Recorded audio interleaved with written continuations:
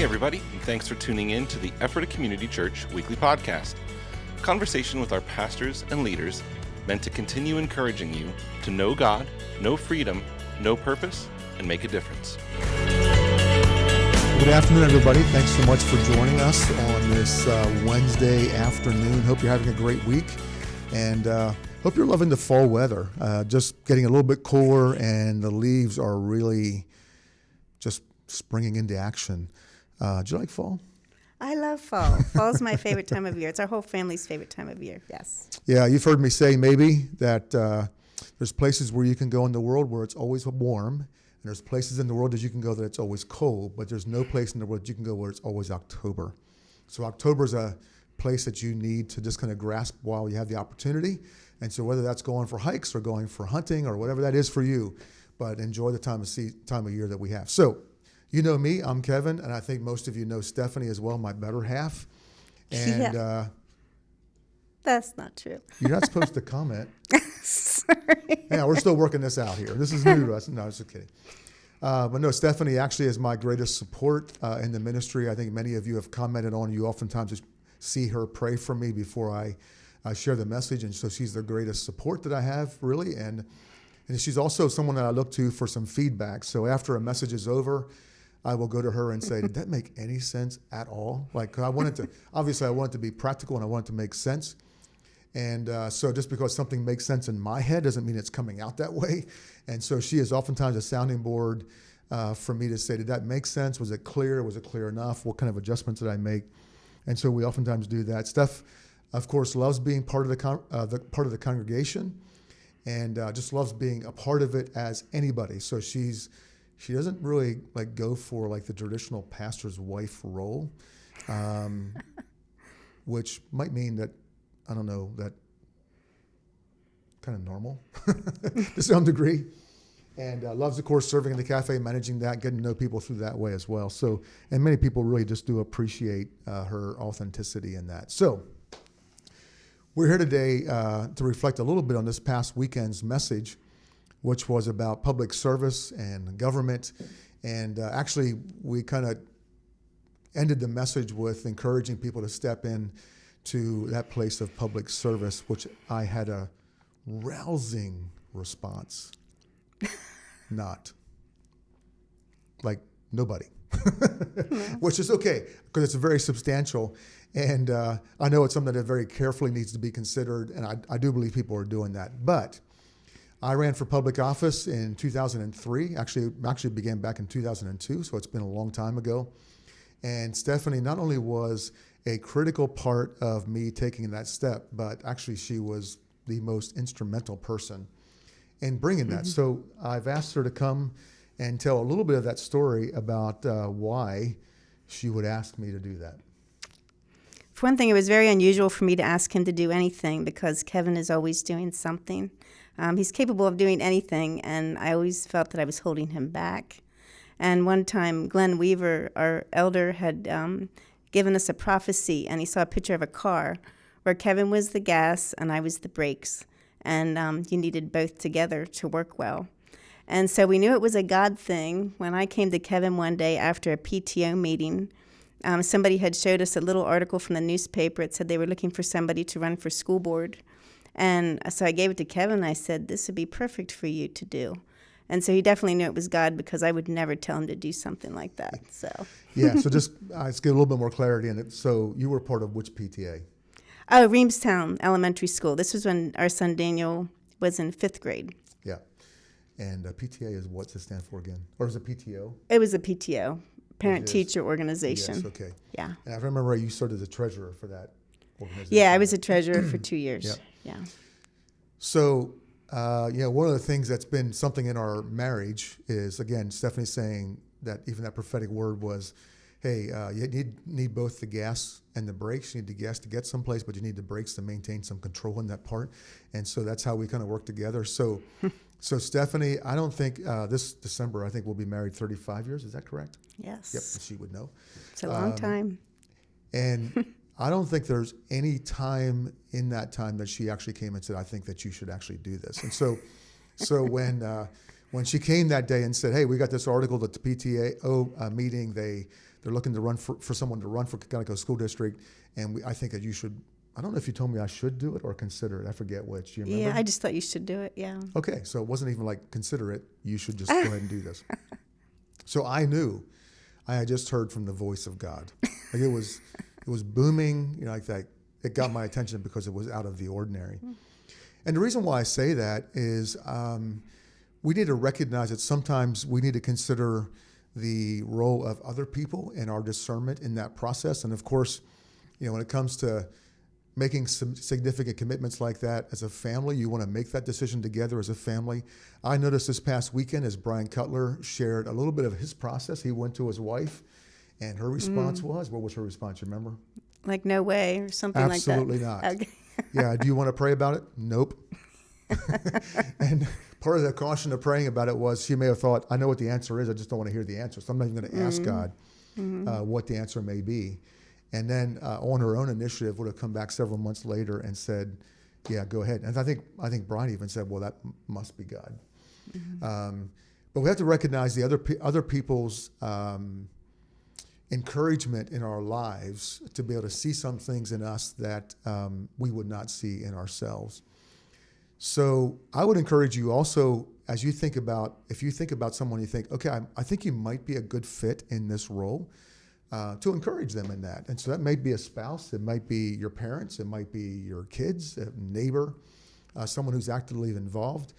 And it's sometimes those people who don't seek those offices for themselves that become the best candidates because there's not an agenda associated with it. It's not, for political gain of any reason. And so I wanted to encourage you, even as you consider that for yourself, that you would consider who else might serve in that way. So I'm going to ask you to name names right now of like 15 people that go to ECC. No, actually, I'm not going to do that. But not a bad idea. Drew Young.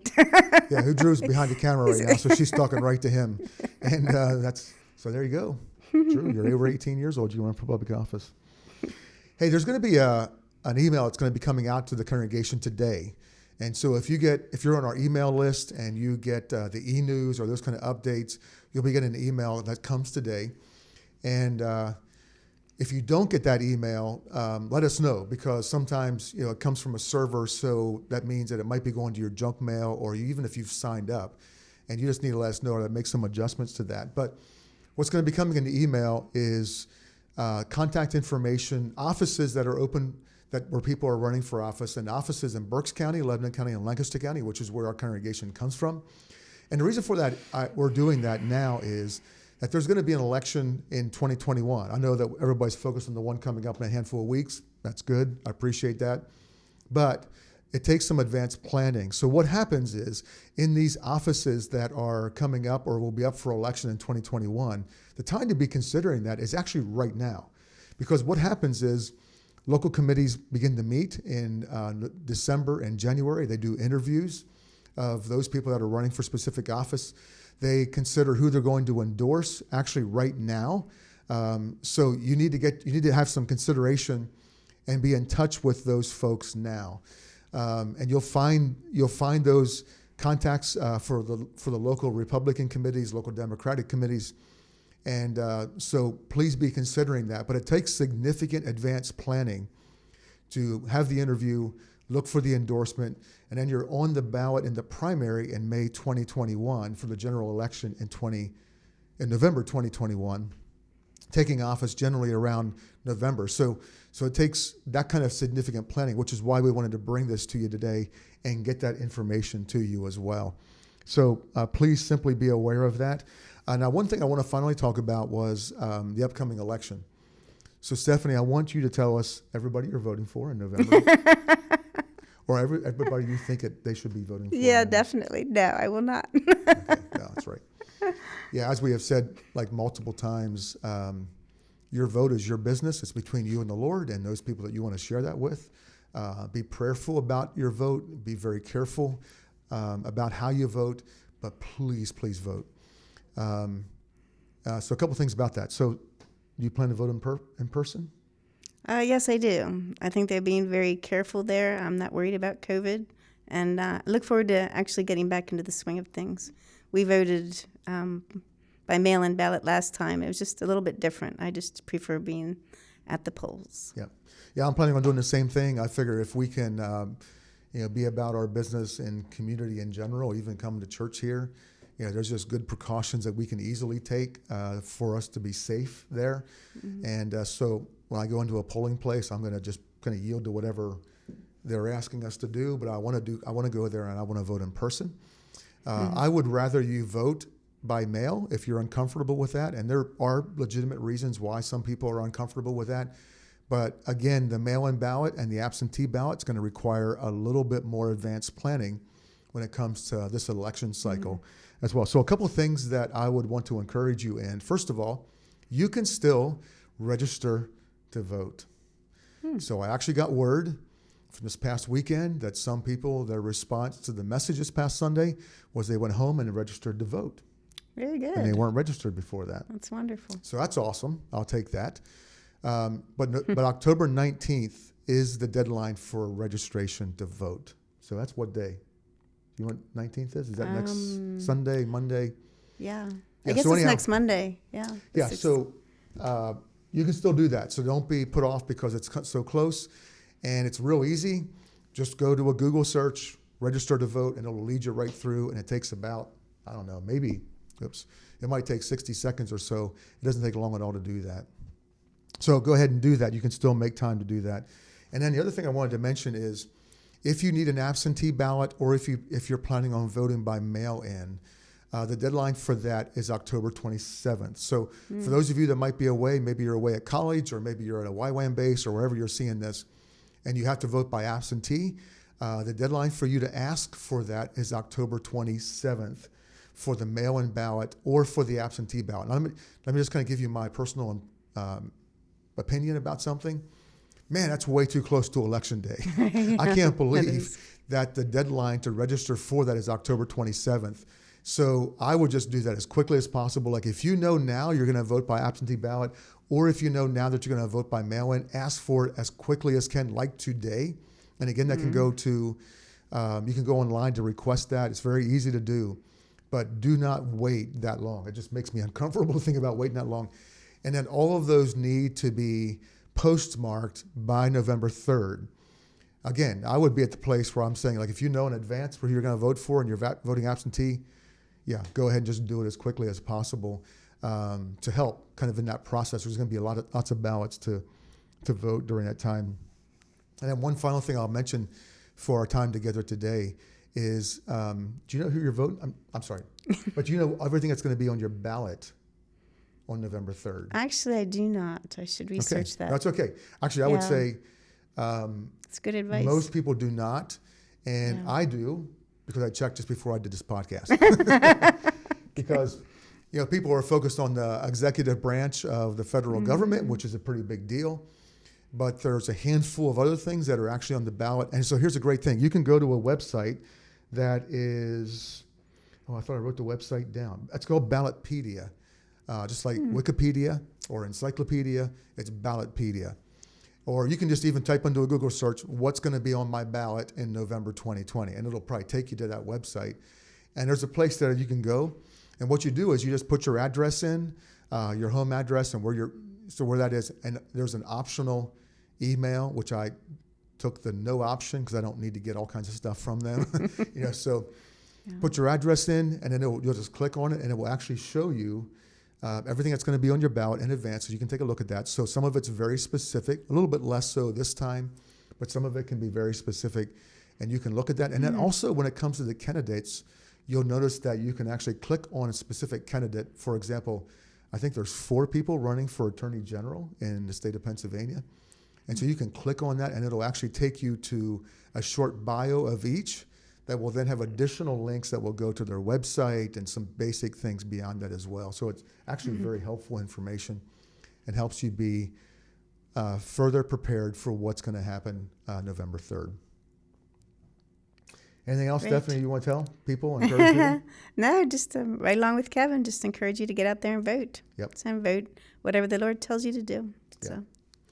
Hey, thanks so much for joining us this afternoon. I hope this was a blessing to you. This coming weekend, we're continuing our series, Faith Works, and actually Jim Ehrman has the message this weekend, and we're going to be focused on this area of creativity or celebration, so things like music and arts and all that kind of stuff. And so we'll look forward to jumping into that this coming weekend. Again, thanks for taking time to join with us. Be blessed. Have a great rest of your day and a great rest of your week.